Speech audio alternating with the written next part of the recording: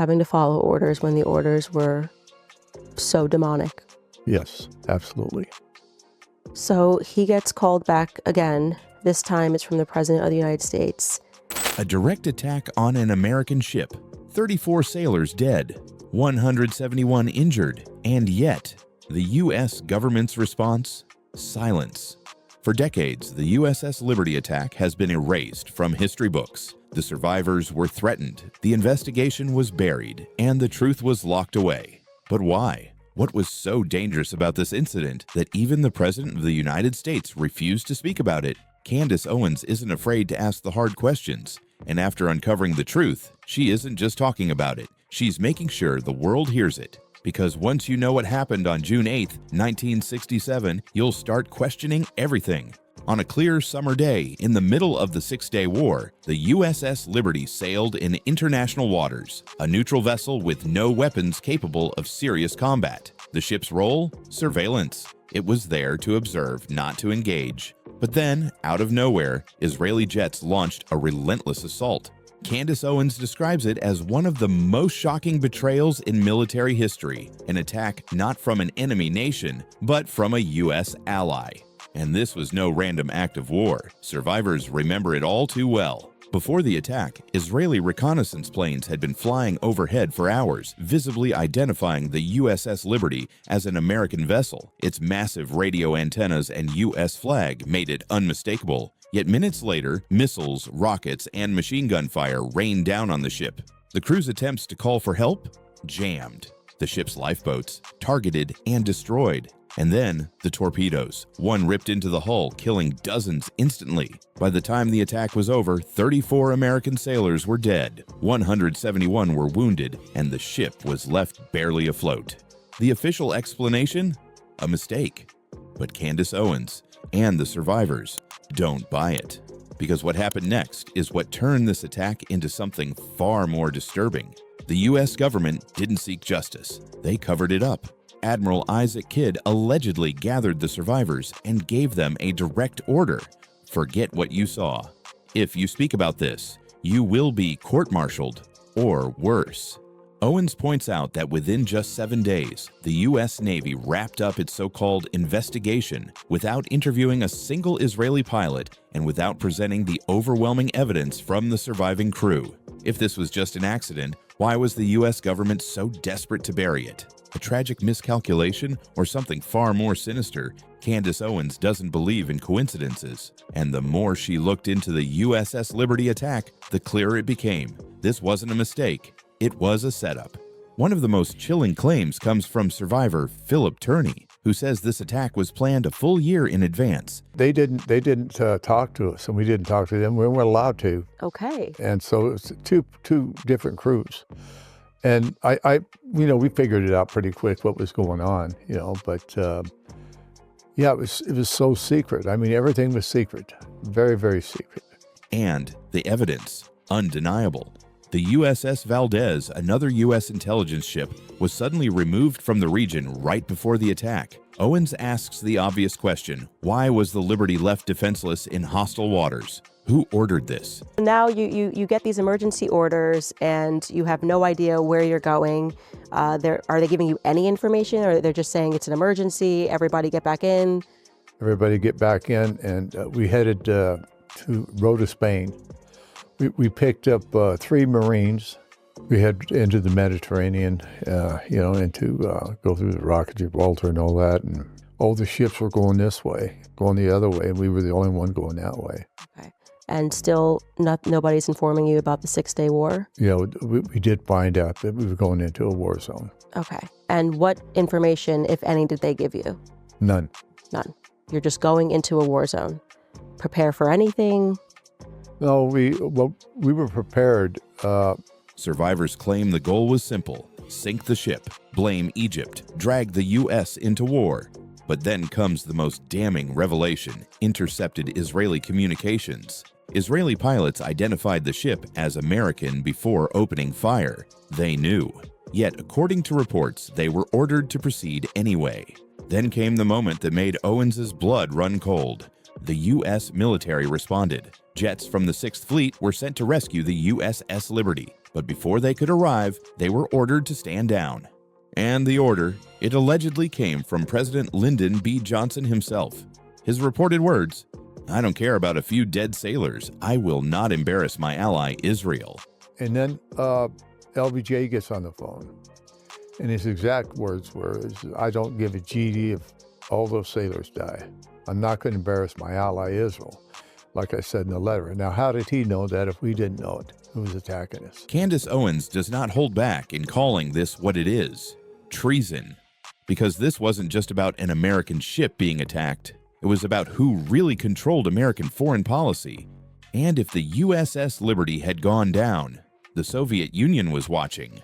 Owens explains that a Soviet submarine had been tracking the incident and was ready to retaliate. There was a submarine. The Russians were there too. If our ship goes down, Israel was going to get nuked by Russia. And that's a fact. It's on tape by the people that were there. If the Liberty had sunk, World War III could have begun that very day. And yet, the U.S. government did nothing. Lyndon B. Johnson's unwavering loyalty to Israel didn't start with the USS Liberty attack. Candace Owens exposes his deep Zionist ties, which stretch long before he ever entered the White House. And who stood in his way? John F. Kennedy. JFK fought to limit Israel's nuclear ambitions. He pushed back against AIPAC before it became the most powerful foreign lobby in Washington. But when JFK was assassinated, everything changed. Owens raises the question the mainstream media refuses to ask. Did Israel have a role in JFK's death? And more importantly, why are the JFK assassination files still classified? The same way the full USS Liberty report remains locked away. If there's nothing to hide, why hide it? Owens doesn't just blame politicians, she calls out the media. She points out how mainstream outlets are more than happy to expose government corruption, but only when it serves their agenda. But when it comes to Israel, silence.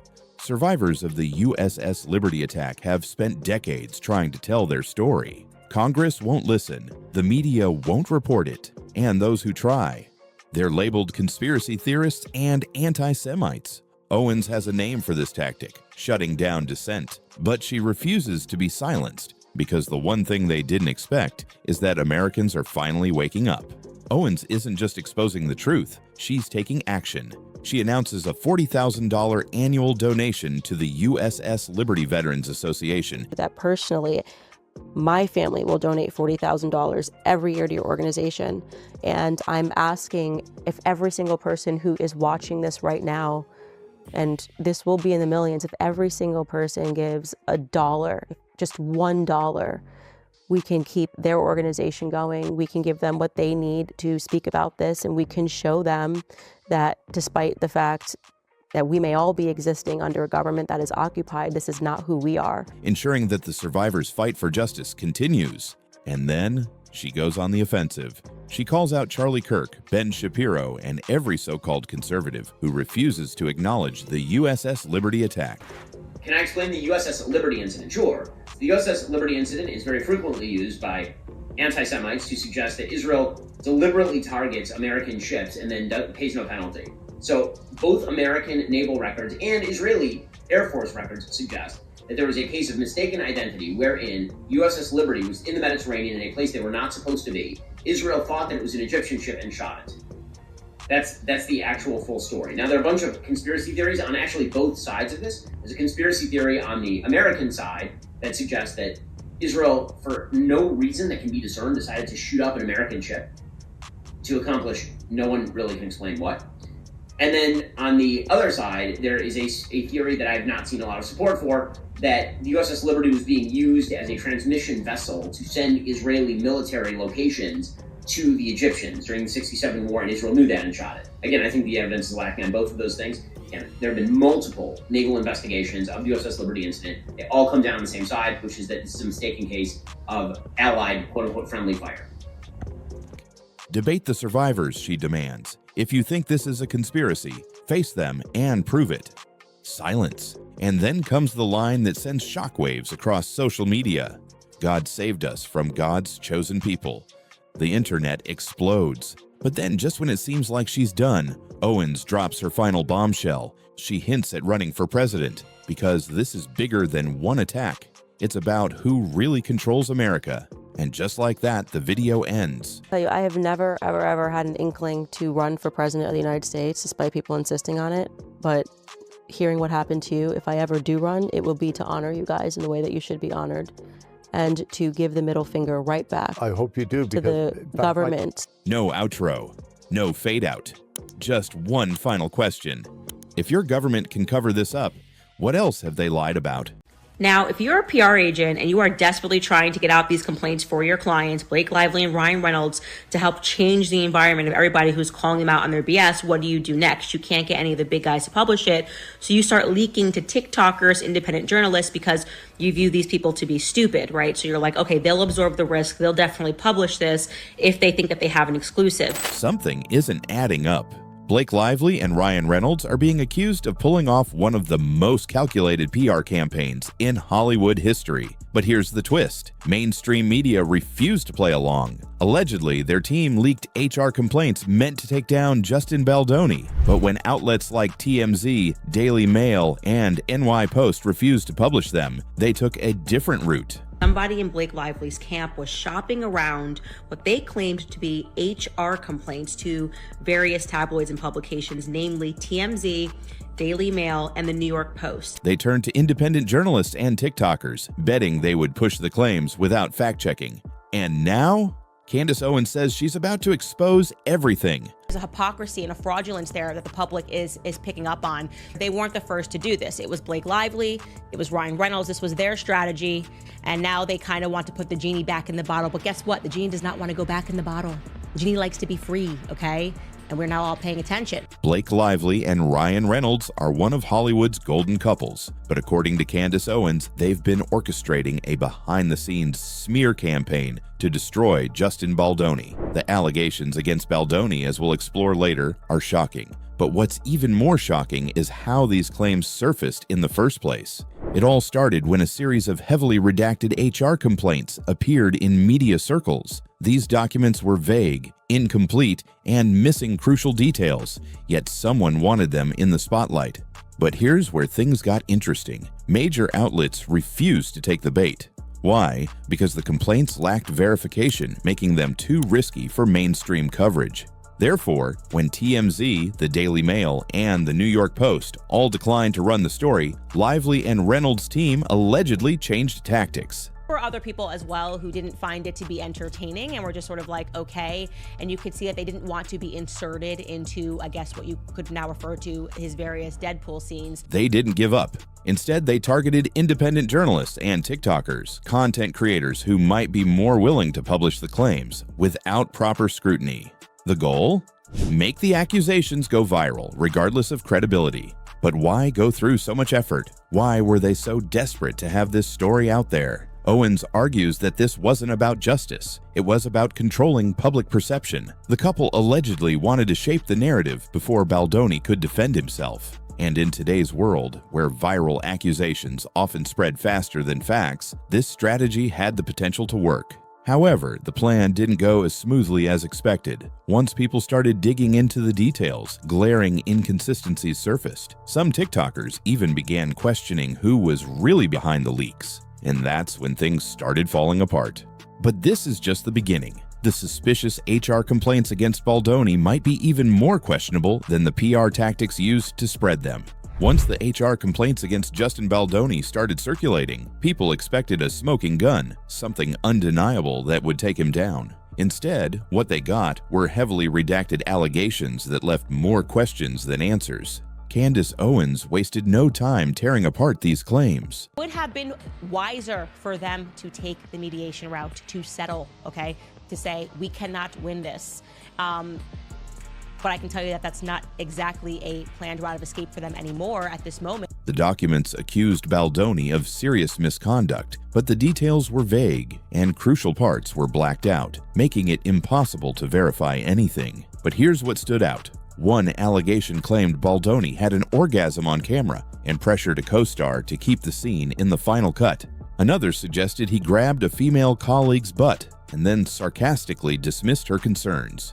On paper, these sound like career-ending accusations, but if they were real, why weren't major outlets running with them? Owens points out that not a single mainstream media company was willing to publish the details. That in itself raised a red flag.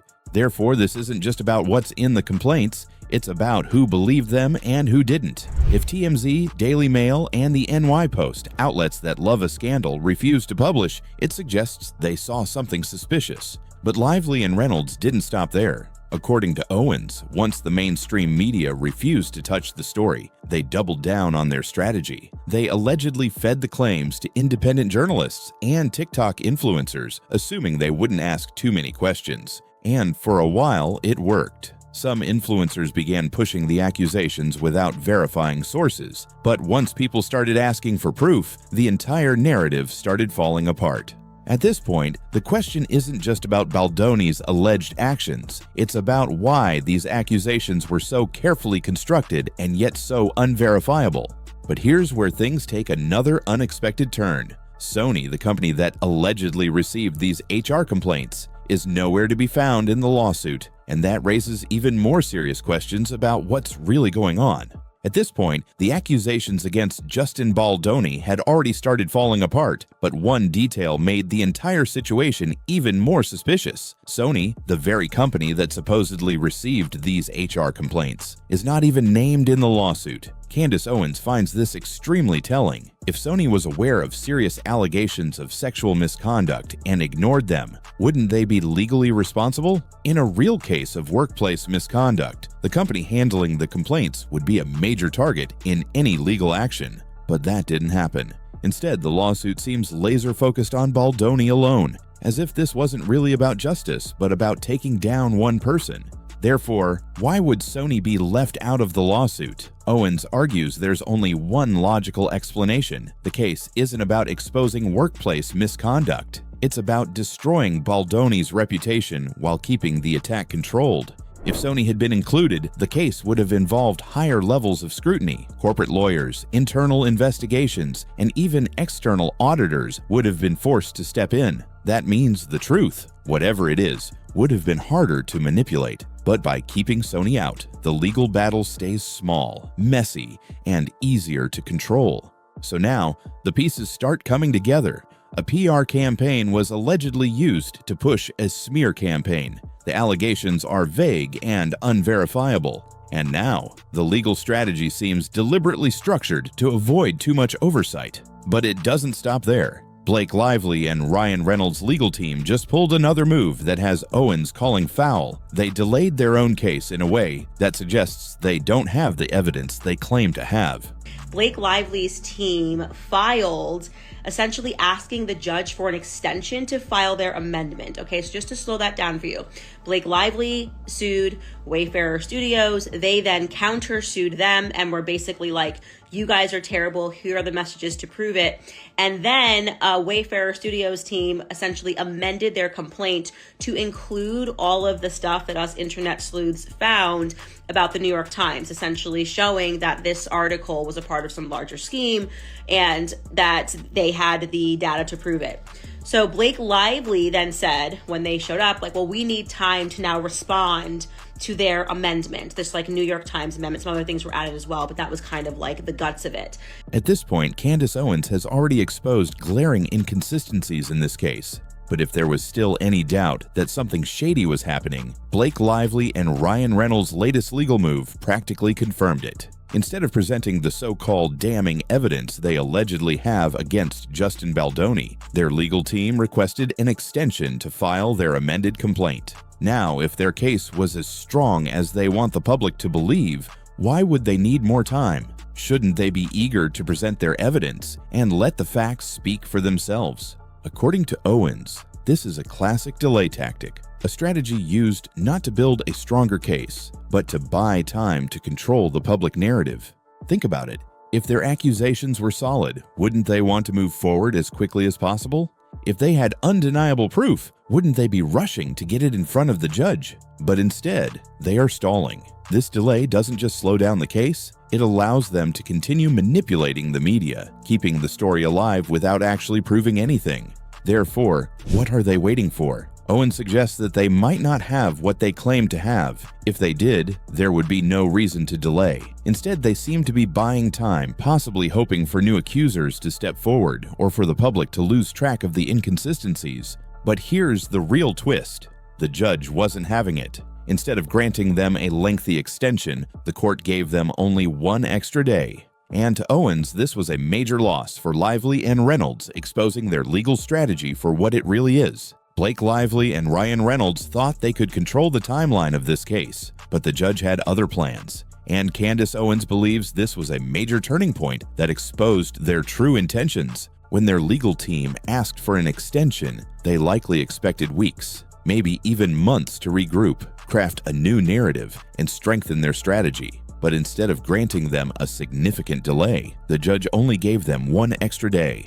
Just 1 day. That's not just a minor inconvenience. It's a huge blow to their legal team, because if they truly had damning evidence, they wouldn't need extra time to figure things out. They would already have their case locked and ready to go. Owens argues that this rejection signals something bigger. The judge sees through their tactics, and this forces them to file their amended complaint sooner than they wanted, limiting their ability to reshape the case in their favor. Therefore, this wasn't just a procedural ruling, it was a reality check. If their case was airtight, they wouldn't need a delay. If their accusations were ironclad, they wouldn't be scrambling for more time. Instead, they're on the defensive, trying to salvage a crumbling narrative. And with the mainstream media refusing to publish their claims, their PR tactics aren't working the way they expected. But here's where things get even more interesting. While Lively and Reynolds are losing ground in the courtroom, social media is exposing even more holes in their case. Blake Lively and Ryan Reynolds may have thought they could control the media narrative, but they didn't account for the power of social media. Mainstream outlets refused to run with their allegations, but that didn't stop them. They turned to independent journalists and TikTokers, hoping they would spread the claims without fact-checking. At first, it seemed to be working. A handful of TikTokers jumped on the story, pushing the allegations against Justin Baldoni without looking into the details. But then something unexpected happened. People started asking questions. And once online sleuths got involved, the cracks in the case became impossible to ignore. Some TikTokers even had their videos removed, allegedly after being contacted by Lively's team. There were rumors that Lively's team was trying to recruit more accusers, which raised even more suspicions. The allegations didn't add up, and people began questioning who was really behind the leaks. Therefore, instead of controlling the narrative, social media turned against them. And Candace Owens did not hold back. She called out the shady tactics, pointing out how desperate Lively's team seemed to be. If the case was so strong, why did they need to silence independent creators? Why did they need to recruit new accusers? The answer was becoming clear. This wasn't about justice. It was about manipulation. And now, social media was exposing them in real time. But just when it seemed like the situation couldn't get any worse for Lively and Reynolds, another explosive claim surfaced, this time about Ryan Reynolds' past. Just when it seemed like Blake Lively and Ryan Reynolds were losing control of the narrative, Candace Owens dropped another bombshell. This time, it was about Ryan Reynolds' past. According to Owens, a former teacher of Reynolds personally reached out to her, claiming they had stories about his unusual behavior as a child. At first, this might seem unrelated to the lawsuit, but here's why it matters. Reynolds is known for his carefully curated public image, the charming, sarcastic Hollywood nice guy. But if his past reveals a pattern of manipulative behavior, it could change how people see him now.